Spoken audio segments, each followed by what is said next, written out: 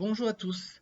Aujourd'hui, je vais vous parler d'un nouveau mot que ma fille m'a appris, le covidophobe. Après une étude poussée, je vais vous résumer ce que j'ai appris. Donc, nous verrons d'où il ne vient pas, comment il a été créé, comment le reconnaître et ses effets secondaires, et des solutions pour l'éviter ou s'en débarrasser. Et non, ce ne sont pas des chercheurs avec des pangolins ou toute autre d'espèce animale qui l'ont créé. Enfin si, ce sont des animaux planeticides, que j'appellerais humains. Comment est-il apparu? Il a été découvert par les géants de la pharmaceutique avec leurs télescopes géants. Ils ont vu un hors-la-loi arriver sur son cheval. Non, non, ce n'était pas Billy the Kid, mais Billy le Covid. Et puis, ils l'ont jugé. Attention à tous! Billy ne s'attaque qu'aux personnes âgées ou ayant de certaines pathologies. Mais pour votre sécurité, portez le masque. Billy ne pourra donc pas faire la différence. Ensuite, les États ont propagé le message par leurs agences publicitaires, que j'appelle ici les médias de la peur.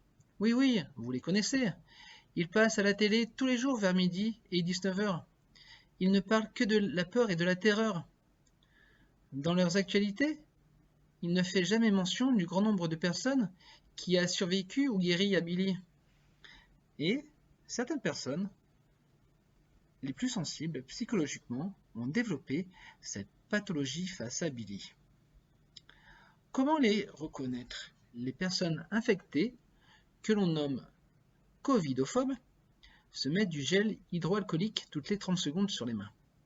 Au début, elles respectaient les recommandations, mais aujourd'hui sont devenues dépendantes de l'alcool qui se trouve dedans, et pire encore, elles ont détruit ou sont en train de détruire la barrière la plus importante du corps face à ce type de maladie, la peau.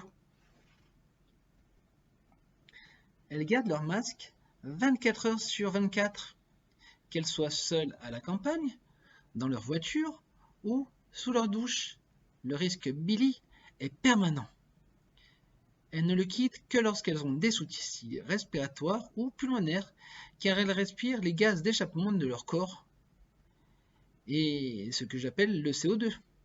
En outre, au bout de quelques heures, dû à la chaleur humide de leur respiration, leur masque protecteur devient un nid de bactéries qui ont les meilleures conditions d'hygrométrie et de température pour se développer.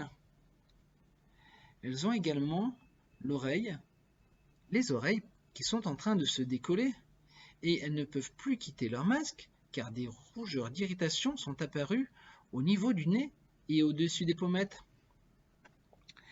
Elles se coupent également du monde et redeviennent sauvages, à l'image d'un animal qui serait retourné à la vie sauvage et que l'on ne peut plus approcher. Et le plus important, elles deviennent agressives envers les autres personnes normales qui ne respectent pas aussi scrupuleusement qu'eux les règles du port du masque. Elles les menacent verbalement ou physiquement. Elles sont devenues les bons petits soldats du système médiatique.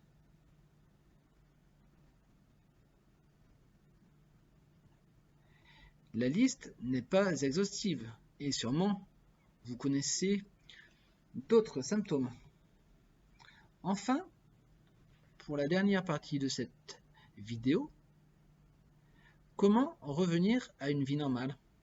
Donc, premièrement, par l'arrêt du visionnage de l'actualité de la peur, essayez de voir ce que les gens font de bien, les uns envers les autres, en cette période. Par exemple, l'entraide et la solidarité.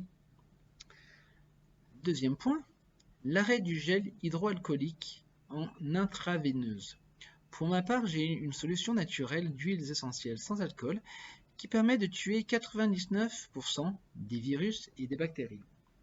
Et oui, les huiles essentielles ont de grands pouvoirs antivirales, fongiques et antibactériens. Donc, mesdames, pour garder de belles mains, je vous propose le spray OneGuard de doTERRA. Il y a sûrement d'autres compagnies qui en font, mais avec doTERRA, je suis sûr du résultat. Troisième point, quittez le masque à votre domicile. Pour cela, doTERRA, encore eux, fait une huile essentielle, le OneGuard, et qui a comme effet bénéfique, lorsqu'on le met dans un diffuseur, de tuer tous les germes pathogènes qui sont dans l'air. Et quatrièmement, reprenez contact avec les gens de façon éthique, avec les gestes barrières. Vous retrouverez le contact humain et vous vous sentirez mieux. Ce bienfait sur le moral aura des répercussions sur votre santé globale. Si vous avez besoin d'aide à ce niveau, je vous mets ci-dessous le lien du site de ma femme qui peut vous accompagner à retrouver une joie de vivre par différentes méthodes. Voilà, c'était une petite vidéo liant humour et sérieux que les covidophobes intégristes n'apprécieront peut-être pas, mais pour les autres, ce n'est pas trop tard. La petite crème est semée en vous et c'est à vous de prendre soin d'elle chaque jour afin de la développer. Pour les solutions avec les produits naturels dont je vous ai parlé, vous retrouverez tous les liens ci-dessous. Sinon, pour plus d'informations, contactez-moi et je répondrai avec plaisir. Je vous souhaite une belle journée dans l'amour et la lumière. Et si cette vidéo vous a plu, n'hésitez pas à cliquer sur le pouce et à vous abonner. Passez une belle soirée. Au revoir.